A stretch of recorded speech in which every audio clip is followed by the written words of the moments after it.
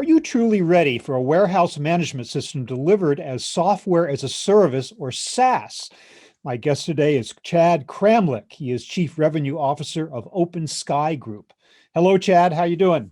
How are you, Bob? I'm good. I'd like you to define some terms for me because there's a lot of confusion around here on this issue. What is the difference between software as a service, that is SaaS, cloud, and on-premise?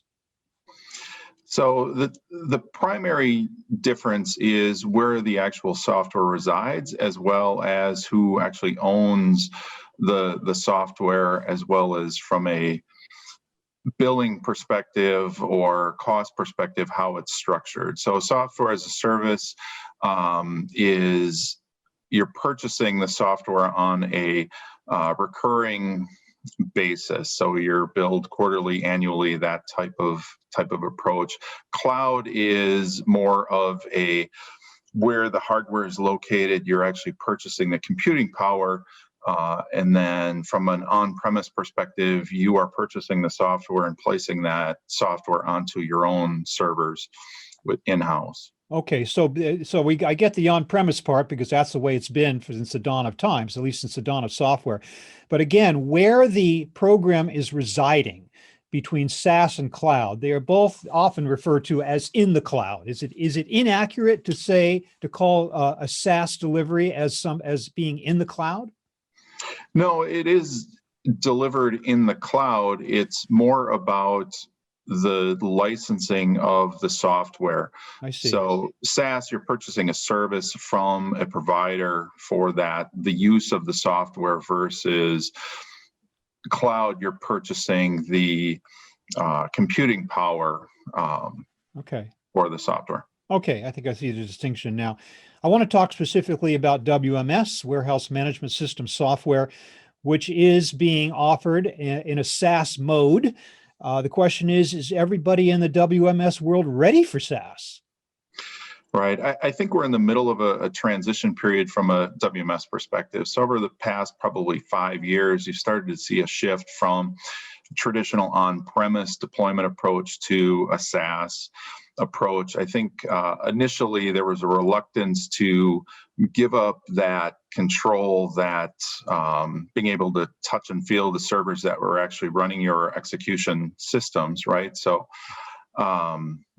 that transition has really started to take hold over the past couple of years, where your ability to place that software in a SaaS or remote, your connectivity, your performance has now reached a point that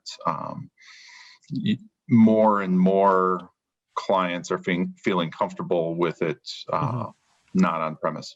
Well, is it the case that over the years, traditionally, that WMS, warehouse management systems, were very specific facilities driven, that you had one for each building, one for each 4 walls, and the idea of putting that in the cloud just wasn't really attractive to people until they kind of got used to the notion? WMS lagged behind this other SaaS type solutions as a result?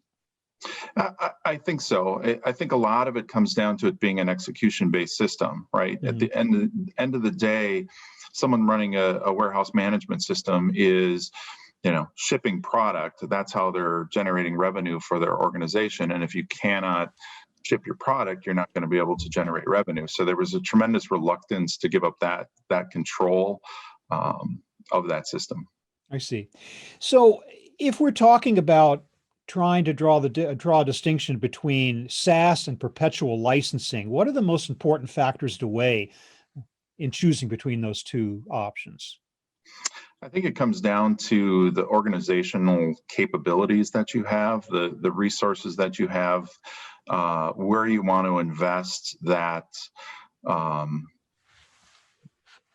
you want to invest in your organization from a staff perspective and a strategic investment. So if you're going SaaS, you're not responsible for necessarily the maintenance of the application. On premise, you have to have the resources in-house that are capable of maintaining that solution. Mm-hmm. Yeah, I'm wondering too, in warehouses today, they're getting more and more automated. We're seeing fewer and fewer humans in the four walls of the warehouse. And I'm wondering if that kind of leads to the general philosophy that a warehouse has fewer people, the better. And therefore, the tech staff that would be supporting an on-premise piece of software, maybe like, offload them as well, right? Yeah, it's it really comes down to almost a calculation at times of the number of people that you need to maintain that piece of software, that knowledge in house. Mhm. And you're correct, as you start to see the automated warehouse become more and more sophisticated and common, why not just push all that knowledge outsourced? Yeah. I'm wondering if our WMS solutions, are they still, even if they're in the cloud or even if they're delivered in a SaaS model, are they still site specific, or can you link multiple warehouses and multiple distribution systems on this under the same system in a cloud or a SaaS type environment? Yeah, absolutely. We're to the point now where you're going to be seeing multiple warehouse, multiple building, multiple, multi-tenant type applications, or capabilities within the SaaS platforms. Mhm. Well, give me an idea of the cost implications of performing a modification within a SaaS-based WMS. Right. So that's probably one of the key things that I haven't referenced yet is um, the research has really started to uncover that your downtime within your WMS applications are, more often than not caused by um, customizations, modifications that the client is actually doing to the application. And I think moving that to a SaaS type platform where your in-house resources don't have the opportunity to tweak something, click something, push the wrong button and cause downtime to your execution system, as well as from just a overall modification standpoint. Once you're in that SaaS platform or SaaS environment, the reluctance to want for the software provider or SaaS provider to support those modifications or those customizations that you do to the application is Mhm. they're much more reluctant to take those on.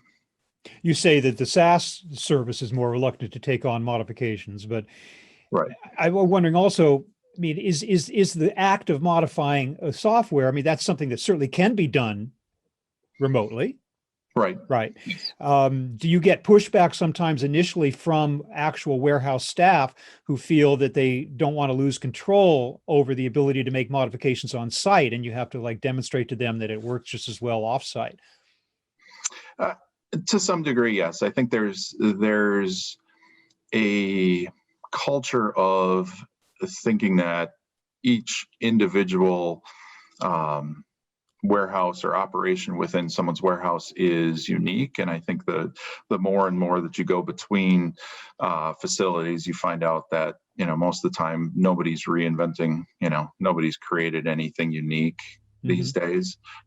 You still see it, but it's less common. Yeah. So how does support work within a SaaS environment?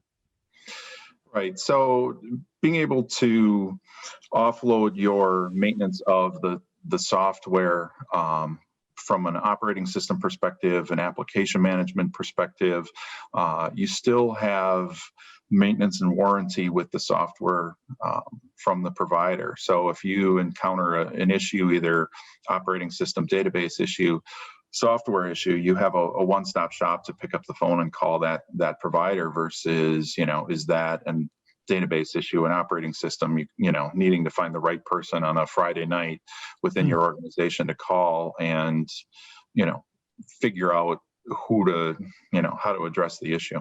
Yeah, yeah. I guess also it's been argued a big advantage of SaaS is that upgrades and new versions can be done remotely with almost no interruption to operations, or literally no interruption to operations. Is that right these Uh, days?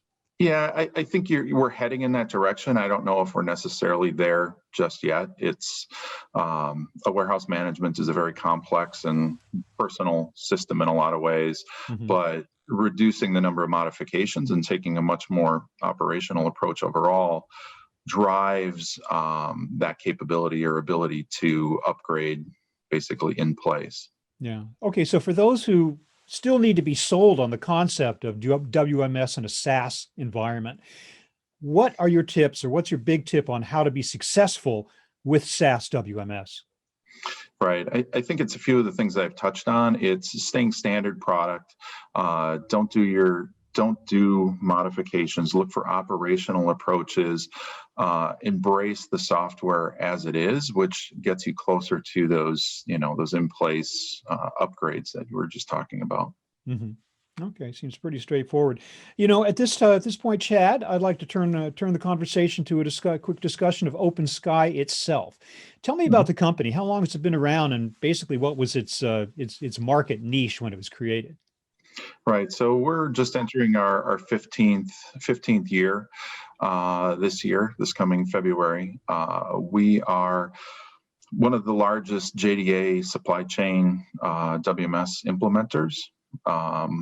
So our niche is one of we pioneered a templatized approach from a WMS implementation perspective. So we took the traditional waterfall approach and turned it into much more of an agile approach. So we're much more interactive as we go through the implementation process with our clients, as well as we are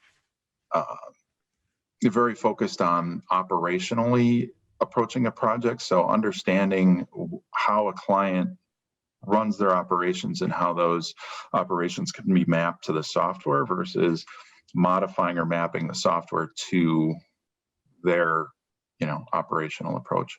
That being the case, how are customer needs changing? What are they asking for you these days that it's different from when you were first created? It's primarily speed to market, right? They're spending, a great deal of money for, software. The market is changing, especially today, in our current environment, much more rapidly than previously. So they're coming to us wanting and needing to implement their WMS systems in 4 to 6 month time frame versus the traditional 9+ months. Yeah. Well, considering the demands that are being put on distributors and retailers and the like these days, it's more important than ever that one's warehouse operates at maximum efficiency. So it's interesting to hear how software as a service, or SaaS, can really help a facility to achieve that goal. Chad Kramlich of OpenSky Group, I want to thank you very much for discussing the issue with me today, as well as telling me a little bit about OpenSky itself. Thank you very much for being with me. Thank you.